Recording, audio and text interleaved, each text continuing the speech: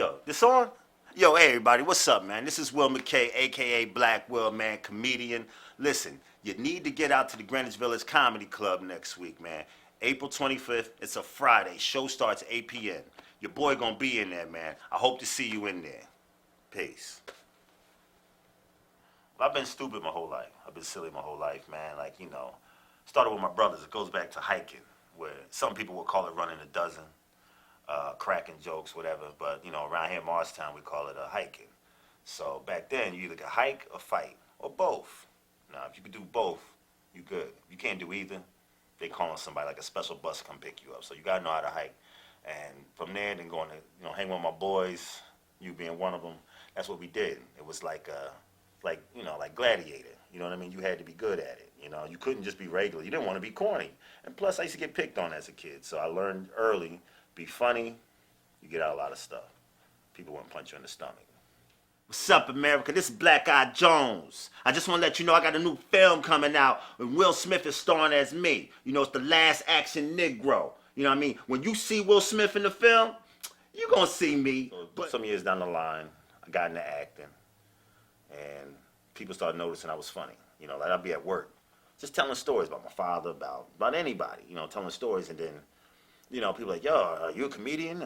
You should be on TV. You should do this. I ain't into that. I always thought comedy was corny. Like, who wants to go see somebody tell a joke, and then you watch TV 2 days later, and he's on a different show telling the same joke? Thought it was stupid. I said, if I ever did it, I'd have new material all the time. And people would be like, no, you can't do that. It can't happen. But it can happen. You know what I mean? Because I got 20 million stories. Like it's like to say, my name is Klondike Mendenhall. And I got a problem, America. You see, I'm a sugar daddy. But the honeys, they don't want the money. So recently, I did some improv in New York with urbanchase.com. It's an improv group where, I got into acting. And doing the improv, I learned certain techniques, staging, how to move, across the stage and, being in front of people. And I realized that I could probably do stand-up. There's a couple of comedians in the group. And one day, they was like, we're going to have a comedy show. Instead of doing improv, we're going to do a comedy show. And they asked me to do it, but I said, no, I'm not going to do it. Some years earlier, let's say about, God, that had to be about 2000. This is after 9/11, so that was like 2004, 2005 maybe. I was telling some stories at the job. I used to work for the TSA, Homeland Security. And this guy used to promote shows. He was promoting Def Jam, comedy at Brokers, which used to be Club 88. So he said, yo, man, why don't you host this Def Jam comedy for me? And back then, it was like a dare. I was like, yeah, I'll do it. Never thought about that I actually had to do it. 2 months go by. It's like a week before the show, and I hadn't set up any material because I was just hosting. I was just going to introduce the comedians. They come out, do this set, everything going to be good. Oh, sorry.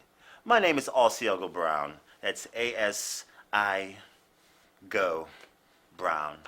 I get there, I go to the bartender, I get my drink, tell him I'm part of the show, they give me a little drink, I go to the bar, I go to the DJ, I get him a beer, I got him a Heineken and a Hennessy. I said, play this song when I come out, I'm gonna come out, I might dance a little bit, blah, blah, blah, and all that stuff. I get there, and there was this comedian, a lady named Roz G. She was, professional comedian, and she had another gig to go to. Now, mind you, I'm just there to set it up. Go up there, be a little silly, tell a couple of jokes, introduce the comedians. She shows up, grabs the mic from me and says, look, baby, I'm going to go up, I'm going to do 10 minutes, and after I do 10 minutes, I'm going to introduce you. You come do your 10 minutes. Okay, that's how we're going to do it. Bye. She leaves, goes to the stage. From the minute her foot hit the stage to the minute she got off, crowd was going crazy. She killed it. I mean, just laughing, people falling out the seats and everything. Then she gives me the mic. The kid who has no material. If I give them a VO5 oil treatment, why wouldn't you take it? It's vitamins. It's good for your scalp. I find inspiration for my material. Basically, number one, I find inspiration from my father. My father was mean as hell. Very mean, very mean. But everything he did was so scary to us as kids that now that I'm older, it's funny. Also, stories, things I went through, the things you don't want to talk about, the things you don't tell people, the things that you should be embarrassed about. I don't get embarrassed about too many things when it comes to my personal life. So I'll tell you how long it took me, to get some booty. I'll tell you I wasn't good at it at first. Hell, shit, I still ain't good. But you know, things like that. It's funny. If it's funny, it's funny. Like you can't be embarrassed by something that's funny.